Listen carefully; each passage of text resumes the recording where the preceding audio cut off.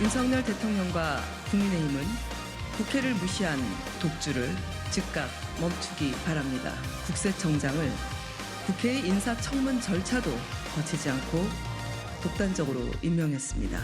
이런 최종 업무는 그대로 계속 방치할 수 없어가지고 부득이하게 인사를 했습니다.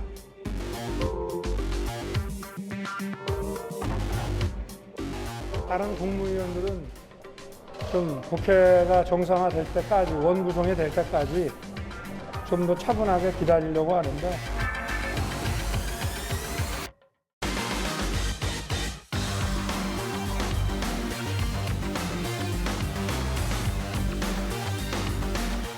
네, 이어서 여의도 사사건건 시작하겠습니다. 오늘은 김정재 국민의힘 의원, 김종민 더불어민주당 의원 이렇게 두 분 모시고 이야기 나누겠습니다. 자, 어서 오십시오. 네, 안녕하세요. 반갑습니다. 자, 먼저 국세청장 임명 이야기부터 좀 할까요? 청문회 없이 일단 임명했고 오늘 임명장까지 줬습니다. 불가피한 조치였다 이렇게 평가하십니까? 네, 국정 운영을 위해서는 어쩔 수 없는 불가피한 조치였죠. 다 아시다시피 지난달 16일 날 청문회 해달라고 요청서를 보냈습니다. 정부에서. 그러면 법적으로는 20일 안에 하게 되어 있습니다. 근데 그때 시점이 전반기 국회가 돌아갈 상황이었어요. 근데 기재위에서 그냥 이유도 밑도 끝도 없이 안 해주는 겁니다. 열지를 않아주는 거예요. 그래서 국세청장 같은 경우에는 이번에 다시 재송부 요청을 하고 그리고 법정 기한에 따라서 다시 3일 더 기다렸습니다. 그래서 그냥 계속 공석으로 비워둘 수는 없고요. 일단 임명을 해서 행정 업무는 계속 진행돼야 되니까 그렇게 했는데 문제는 지금 민주당이 여기에 대해서 억울하다. 이런 식으로 국회를 무시하냐 이러는데 그 모든 것은 스스로 자초한 일이다. 꼭 민주당이 뿐만 아니라 저희 국회가 빨리 이렇게 개점 휴업 상태가 아니라 국민의 세금을 받고 있는 사람으로서 빨리 이렇게 원구성을 해서 다음 청문회는 아직 다른 분들도 많이 계신데요. 빨리 장관 청문회가 조속히 이루어졌으면 합니다. 저는 잘 이해가 안 가는데 이 정부 초기 아닙니까? 앞으로 정부 운영을 하려면 이제 야당의 협조를 구해야 되잖아요. 저희가 이제 한덕수 국무총리도 사실 동의안을 우리 당의 의원총회에서 반 가까이가 반대한 동의안을 시간 안 끌고 바로 처리를 했어요. 그러면 사실은 이게 오고 가는 게 있어야 이게 협력이 만들어지는데 윤석열 대통령이 지금 야당에 대해서 어떤 협력 의사를 안 비치고 있어요. 힘 자랑을 열심히 하시는 것 같은데 윤 대통령이 착각하시는 게 힘이 없어요. 윤 대통령이. 의석수도 부족할 뿐더러 국민들의 지지도 압도적이진 않습니다. 대선도 0.73% 이겼어요. 그리고 당내 세력 기반이 있는 것도 아닙니다. 이른바 친윤 세력 한 100명 있는 게 아니에요 지금. 그리고 이분이 사회적으로 대단한 이 윤 대통령을 지지하는 어떤 사회적 그룹이 있는 것도 아닙니다. 나는 이런 식으로 국정 운영을 하면 어떡할까 나 걱정해요. 일단 국세청장은요. 지금까지 국세청장이 인사청문회 이후에 이른바 권력기관장 국민들이 여기는 그래도 좀 우리가 잘 투명하게 검증해야 된다. 특별히 보는 데 있어요. 검찰총장이라든가 국정원장이라든가 이런 권력기관장 중에서 청문회 없이 임명하는 첫 번째. 앞으로도 이런 일이 없을 거라고 봐요. 국회에 형식적으로 송부를 했다. 아니 국회가 지금 원구성도 안 돼 있는데 무슨 송부를 하고 뭘 기다립니까? 이거는 빨리 여당 대표한테 얘기를 권성동 대표 친하잖아요. 전화해가지고 빨리 의장 선출해서 인청위원회라도 구성해달라. 그러면 바로 2, 3일이면 구성됩니다. 그게 뭐가 어려워요. 나중 법사위라든가 상임위 다 나중에 해도 됩니다. 그거 일주일 있다 해도 되는데 진짜 이거는 대통령이 급하다 그러면 인청위원회 구성해서 빨리 처리해달라. 이거 한마디만 하면 돼요. 근데 이거를 국회가 협조를 안 해줬으니까. 아니 원구성도 안 돼 있는 국회가 어떻게 협조합니까? 저 답답해요. 이 문제 제기에 대해서는 어떻게 답변하시겠어요? 협치를 위한 최소한의 성의 표현은 해야 되는 거 아니냐라는 이야기인데. 저는 대통령이 힘이 없는데 이렇게 할 자격이 있느냐 이게 아니라 지금 민주당이 아직도 정신을 못 차리고 너무 힘자랑을 하는 것 같아요. 아니 170석으로 지난 대선에 지난 문재인 정권이 뭐 잘못한 게 많아서 국민이 심판을 했지 않습니까? 그러고 난 다음에 또 검수완박을 했어요. 그것도 힘자랑입니다. 그때도 사사건건 다 발목을 잡았어요. 그러니까 국민들이 0.73으로 이기게 해줬다가 윤 정부 한번 일 한번 해봐라. 그리고 민주당 더 이상 발목 잡지 마라라는 걸 지선을 통해서 보여줬습니다.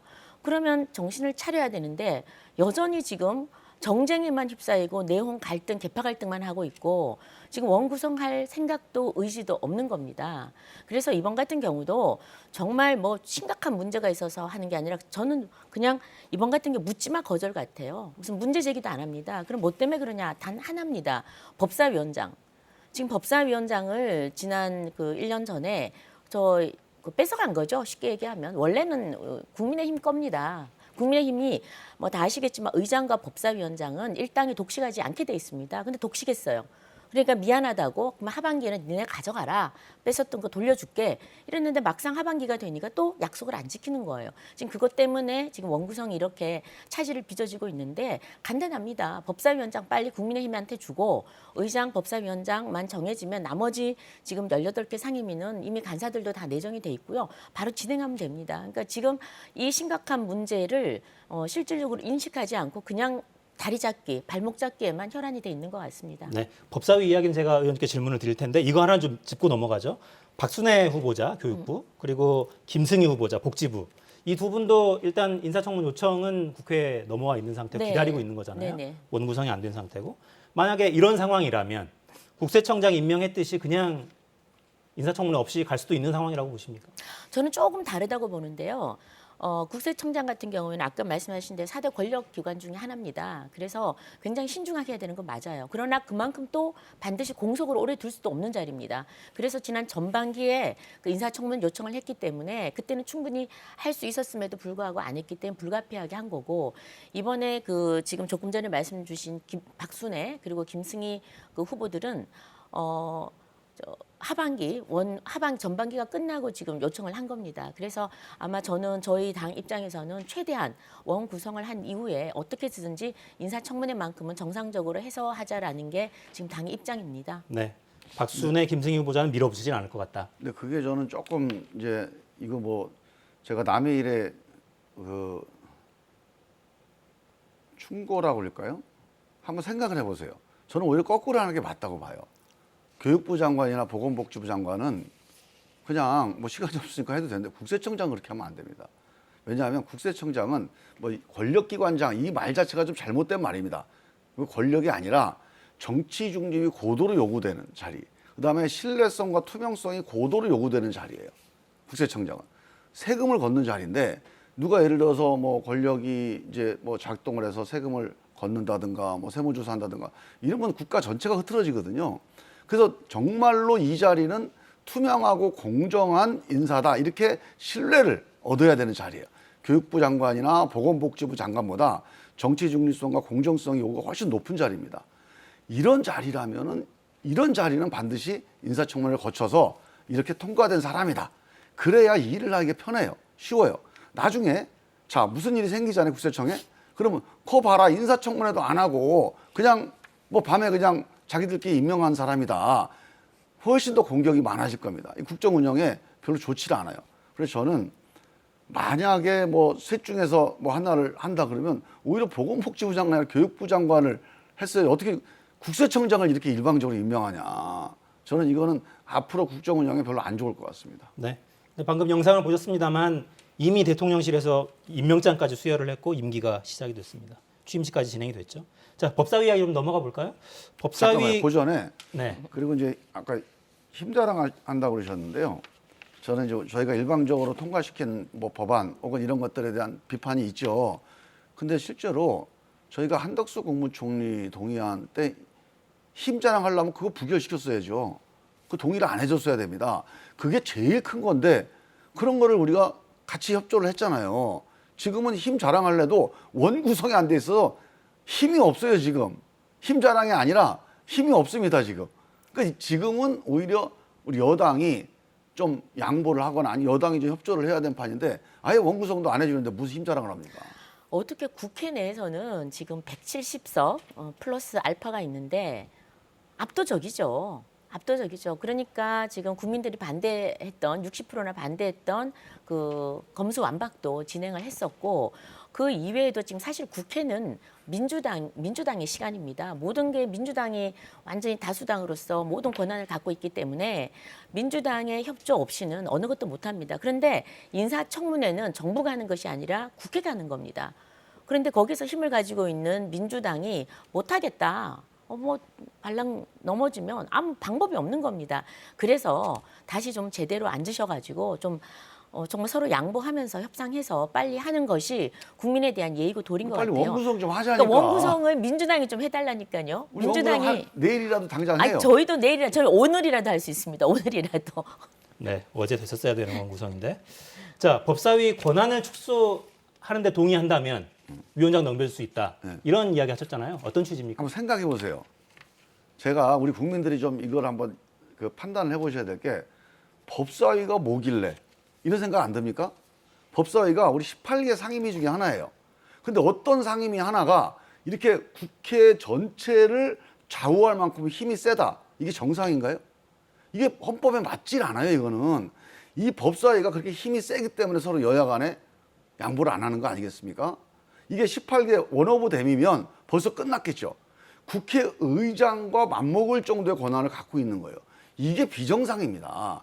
이거를 치유해서 법사위가 여러 개 중에 하나의 역할 분담을 한 상임이면 이런 싸움이 생길 이유가 없죠. 그래서 이 법사위 싸움 자체가 법사위가 좀 비정상적이다. 이런 걸 보여주는 겁니다. 그래서 법사위의 이런 비정상적인 권한을 일단은 좀 정리정돈을 한 다음에 위원장을 누가 그런 거 국민의힘이 갔던 민주당이 갔던 이 싸움이 필요가 없습니다. 정리정돈이라는 게 어떤 취지인가요? 자, 이런 거죠. 자, 법사위가 왜 문제가 되냐면 법사위에서 다른 상임위에서 결정한 모든 법안을 브레이크를 걸 수가 있어요. 이거는 기본적으로 국회법과 헌법에 맞질 않아요. 법사위 원래 법은 체계작구 심사만 하게 돼 있는데 체계작구 심사가 아닌 것들도 하는 걸 막을 도리가 없어요. 법상. 그래서 이거를 지난번에 합의할 때 이건 하지 맙시다. 그 신사협정을 하고 하지 않는 대신 다음에 국민의힘이 합시다. 이렇게 합의한 거예요. 근데 그 이후에 제가 법사위 2년 해봤잖아요. 안 지켜집니다. 그러니까 자, 우리 김정재 의원님 뭐 그런 일 혹시 당해보시지 모르겠지만 내가 법을 올렸어요. 상임위에서 의결했어요. 법사위에서 의원 한 명이 자, 이거 문제가 있습니다. 법적으로 문제가 있고 헌법하고 안 맞습니다. 맞는지 안 맞는지 모릅니다. 그 주장만 가지고도 법사위에서 2달, 3달, 1년, 2년 붙잡아 둘 수가 있는 거예요, 지금. 이거는 이거 헌법을 벗어난 권한이기 때문에 이게 옛날에 관행적으로 돼 왔어요. 왜 야당이든 여당이든 원내대표가 소수당 원내대표가 법사위를 가지고 한번 흔들어 볼 수 있으니까. 근데 이제 그런 시대는 지나갔고 지금은 법사위의 그 월권, 초과 권력 이거를 정리를 해서 누가 갔더라도 다른 상임위를 지배하지 못하도록 하는 거. 그게 지난번 합의의 핵심입니다. 근데 이 조건을 어떻게 할 것이냐, 이 문제에 대해서 좀 같이 성의 있게 협의를 좀 해주셔야 돼요. 저는 이번에 민주당의 이 태도를 좀 보면서 그 남의 집을 불법 점거해 놓고 주인이 이제 나가주세요 하니까 이사 비용 내 주면 내 나가겠다 이러는 것 같아요. 거의 뭐 장돌뱅이 흥정 수준인데 법사위원장은 이런 흥정의 대상이 아니라고 봅니다. 자, 그럼 민주당 한번 볼까요? 원래 의장하고 법사위원장을 왜 갈라놓겠습니까?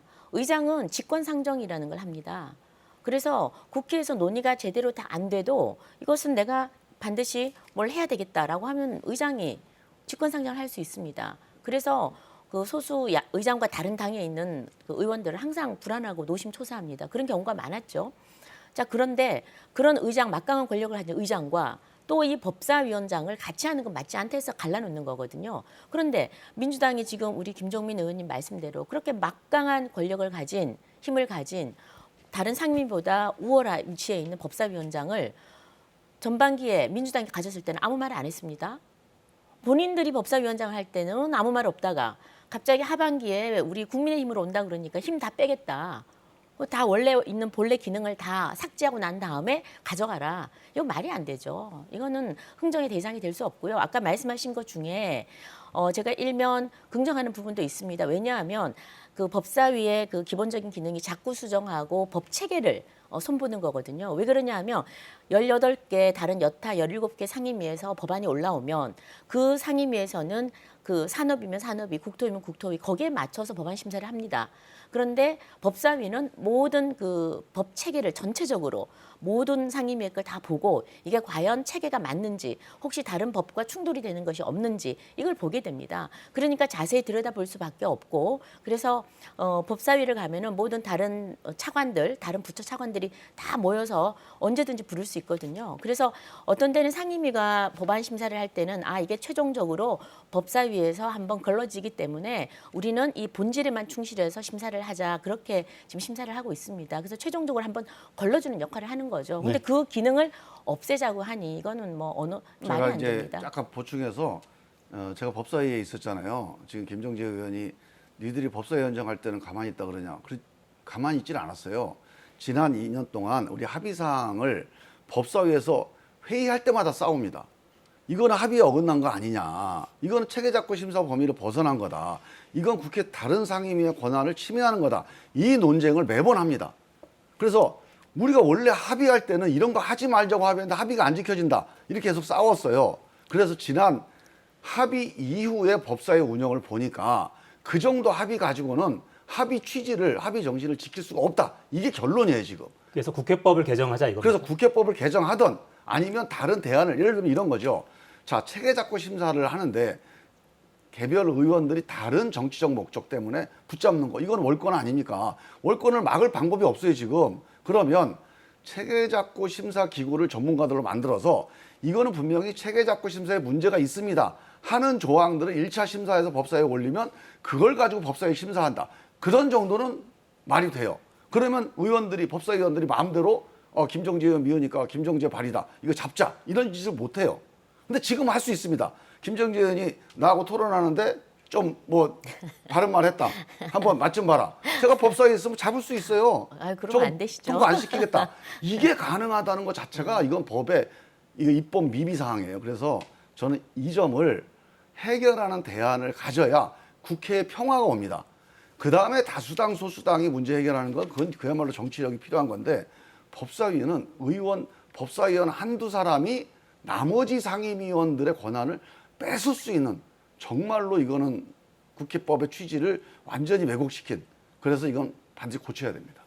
또 반대로 얘기하면 상임위에서는 아마 김종민 의원님께서도 경험을 하셨을 텐데 그 상임위에 고유한 이해관계자들이 많습니다. 특히 지역구 의원들은 이 법이 합리적으로 완벽하게 맞지는 않지만 이해관계 집단하고 나와의 관계 때문에 어쩔 수 없이 통과시켜주는 경우가 꽤나 종종 있습니다. 각 상임위원회에서.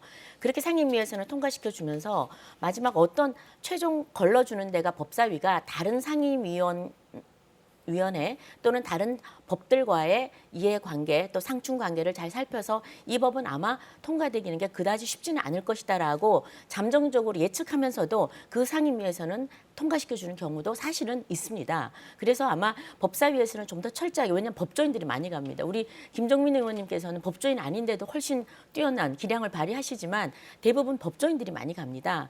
그리고 그 또 법사위에 있는 또 전문위원들은 또 다른 위원들하고도 다르게 법적 전문가들이 많고요. 그래서 저는 만약 지금 같은 그런 문제가 있다면 끊임없이 상임위가 그런 문제를 계속 제기하면서 계속 발전하면서 어떤 정반합의 그런 좋은 어떤 원칙들을 만들어가는 것이지 네. 본인들 할 때는 그대로 하고 국민의힘 줄 때는 기능 다 바꾸자 이건 좀 아닌 것 같아요. 그러니까 문제의식에는 지금요, 김정재 의원님 거의 자백 수준의 자수를 하신 건데 저게 국회법을 정면으로 위반한 겁니다. 국회법에 저렇게 안 돼 있어요.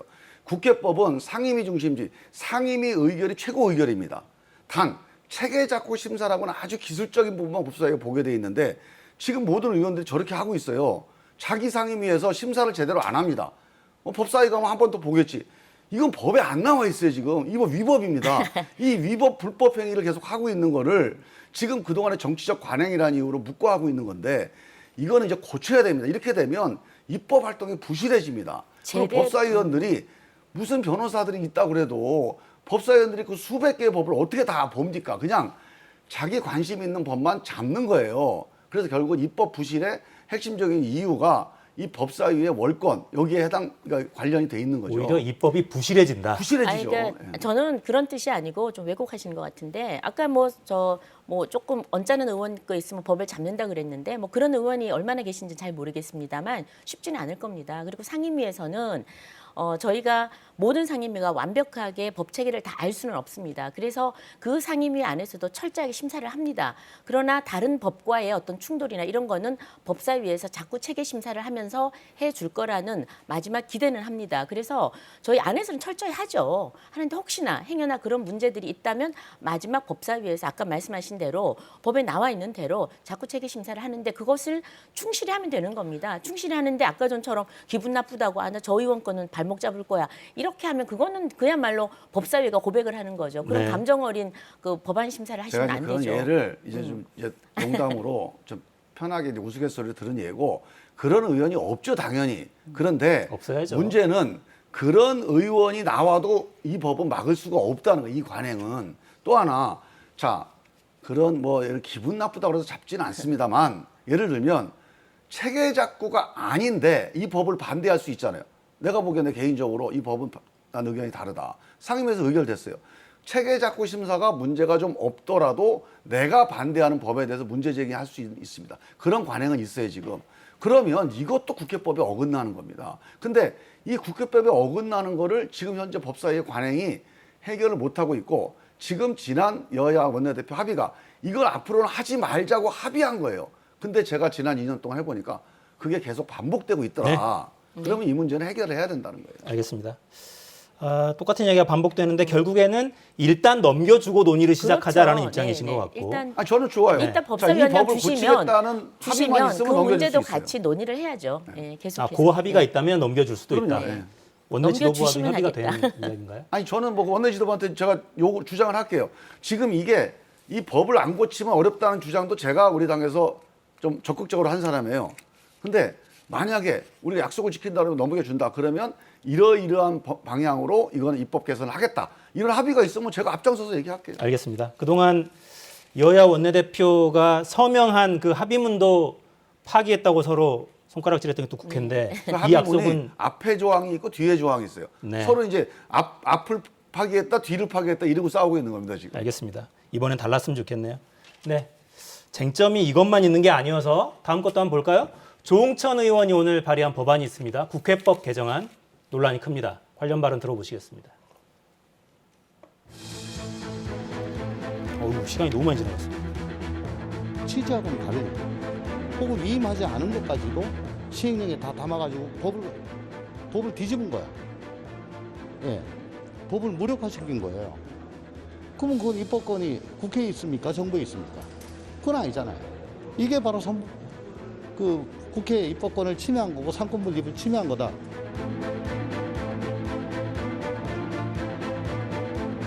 민주당의 일부 의원들이 협치와 견제라는 미명하에 국회법 개정안, 즉 정부 완박을 주장하고 있습니다.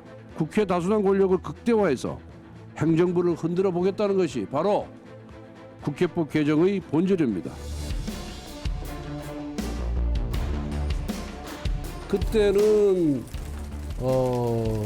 원내대표 간의 합의에 의해서 소위 말하는 공무원 연금 개혁 법안하고 이 법안을 이렇게 교환하기로 했기 때문에 일종의 그런 당론이어서 찬성을 했고 했습니다만 그 이후에 이 국회법 개정안에 대한 논란이 벌어졌지 않습니까? 그래서 다시 한번 제가 곰곰이 생각해보고 법률 전문가들하고 토론도 해보고 법조처 관계자가 토론해보니까 이거는 유언적 성격이 강하다. 이렇게 해서 그 당시에 이미 제 생각을 바꿨습니다.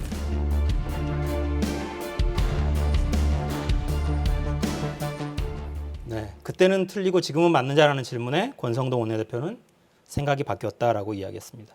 자, 국회법 개정안에 공동 발의자로 이름 올리셨잖아요. 예. 제안 설명 너무 길게 하지 마시고 시간이 많지 않아 좀 짧게 해주세요. 지금 이제 우리가 입법은 국회가 하고 그걸 집행하는 건 행정부가 하는 거 아닙니까? 이게 기본적인 헌법 원칙이잖아요. 이 헌법 원칙이 깨지는 경우가 있습니다.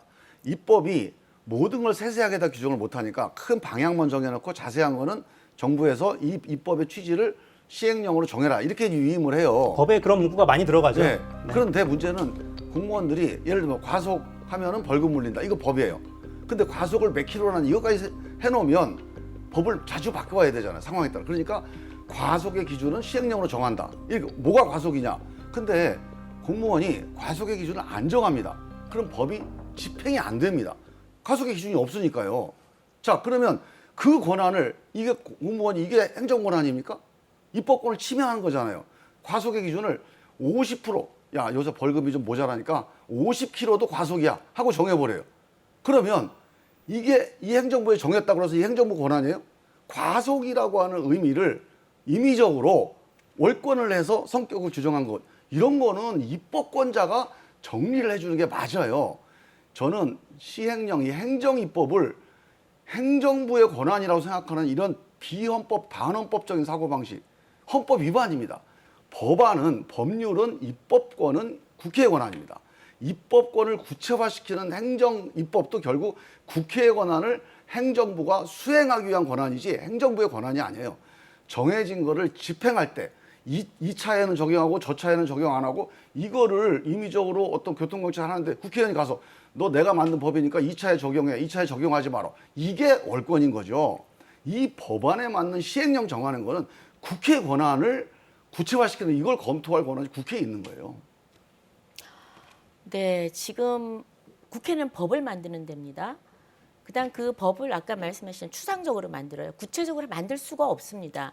CCTV를 설치하라, 어디에 설치하라 하고 할 수가 없습니다. 어떤 목적에 CCTV를 설치하여야 한다라고 합니다. 그러면 구체적으로 이제 실질적으로 행정 업무를 하는 행정부는 그 시행령, 대통령령이나 부령이나 총리령을 통해서 시행령이나 시행 규칙을 만드는데 그 법률의 범위에 벗어나지 않으면 됩니다. 첫 번째.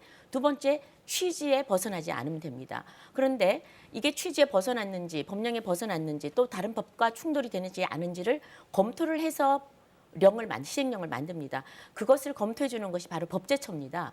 법제처에는 240여 명의 그 법제처장을 위한 수많은 법률 전문가들이 있습니다. 그래서 시행령을 만들게 하고요. 이게 법률에 위반되는 경우는 지극히 드뭅니다. 왜냐? 이게 만약 위반이 되게 되면은 지금 헌법 107조에는 뭐라고 되어 있냐면 이렇게 시행령이 상위법인 법률을 위반할 경우에는 대법원이 심판을 하게 되어 있습니다. 자, 양자가 싸웁니다. 그러면 심판은 누가 해야 되겠습니까? 제3자, 사법부가 하게 돼 있습니다. 그래서 헌법에는 상권 분립을 해둔 겁니다. 사법부가 심판을 하는 거죠.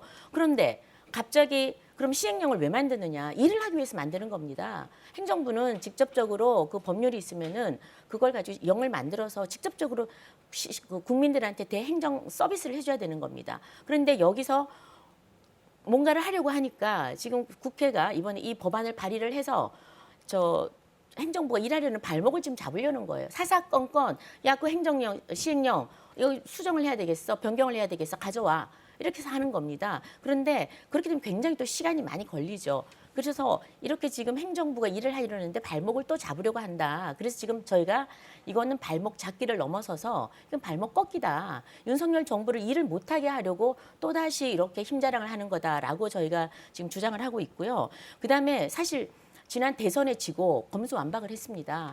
그리고 이번에 지선에 지고 이렇게 다시 행정부의 발목을 잡아서 지금 행정완박으로 한다. 그래서 선거 지고 난 다음에 거의 분풀이 수준으로 하지 않나 이런 생각이 듭니다. 왜냐하면 대통령이 지금 일을 하려고 그러면 지금 국회가 완전히 멈춰서 있어요.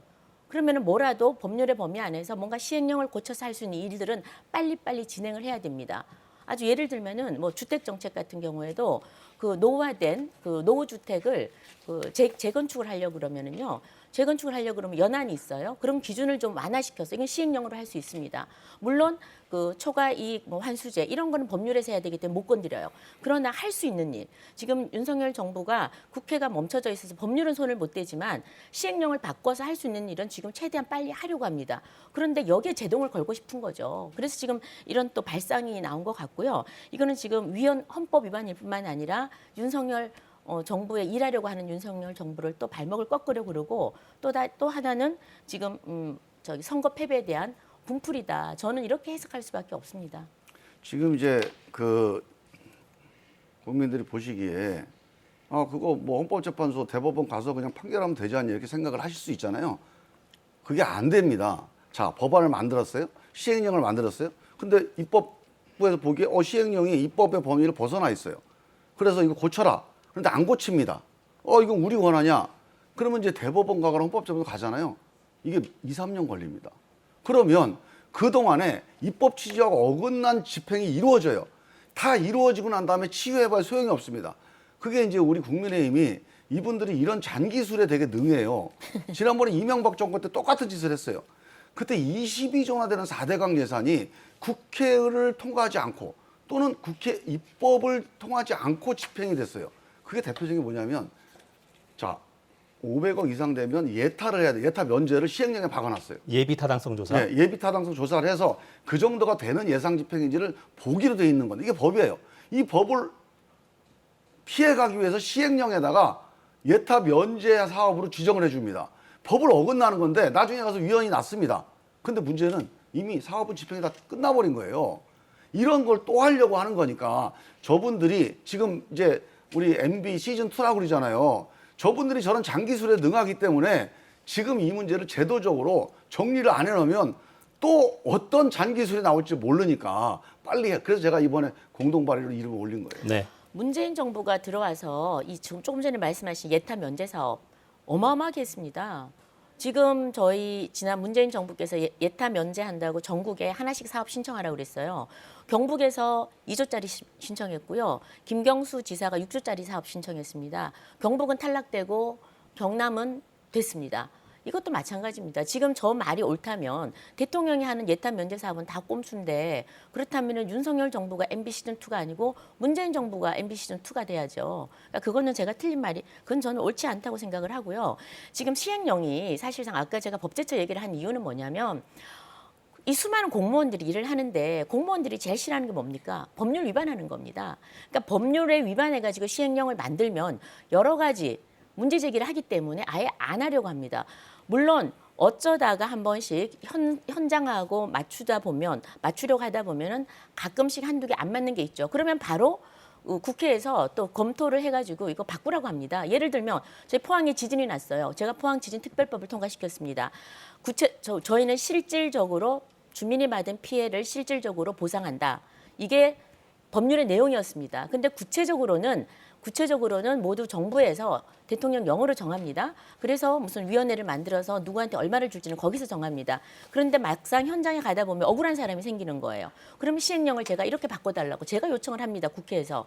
제가 상임위에서 현장은 이러이러하니 이걸 참고로 해서 시행령을 바꿔라. 그럼 바로 1, 2주 있다가 시행령을 갖고 옵니다. 바꾼 시행령을. 이렇게 충분히 원활한 소통을 통해서 지금 국회법에도 시행령에 대해서 문제 제기를 할 수 있도록 하는 항목이 있습니다. 그래서 저는 지금 현재 국회법 가지고도 충분히 일을 할 수 있다고 생각을 하고 더 중요한 거는 헌법에서 이렇게 위법, 시행령이 위헌일 경우에는 대법원에서 한다라는 사법부가 심판한다라는 규정이 헌법에 분명히 박혀 있습니다. 네. 그래서 이거는 헌법을 좀 지켜줬으면 하는 근데 그런 이제 입장입니다. 시간이 많이 걸리고요. 이게 사실 이거의 이제 어떤 발단이 지금 이제 이 정부가 여야 협력해서 대화로 모두 풀겠다 이런 건 괜찮아요. 근데 지금 뭐 완전히 힘자랑을 벌써부터 하고 있어요. 그래서 힘이 대표적인 게 지금 한동훈 법무부 장관이 법무부에 인사검증단 설치한 것 때문에 이게 발단이 된 겁니다. 지금요 우리 법 체계는 헌법 체계는 각 부처, 정부 각 부처를 만들 때 법에 정해진 업무 이외에는 못하게 돼 있습니다.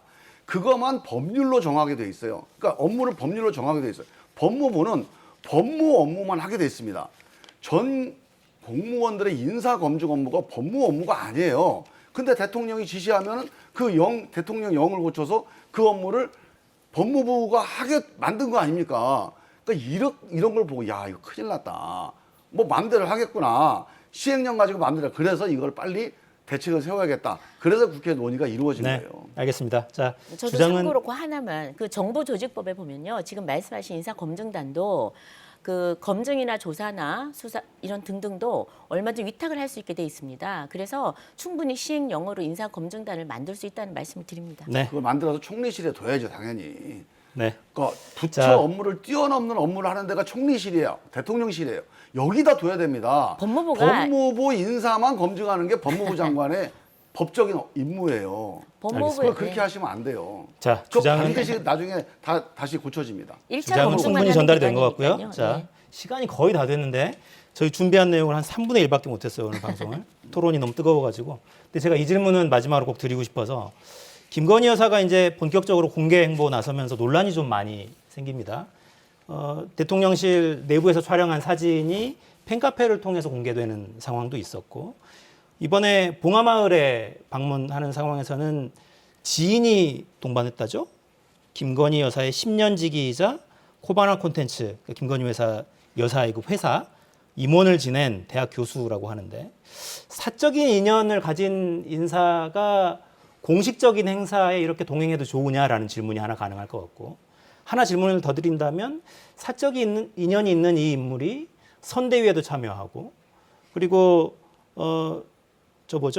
인수위에도 참여하고, 이게 과연 적절하냐 이런 질문도 가능할 것 같습니다. 어떤 답을 좀 주시겠습니까?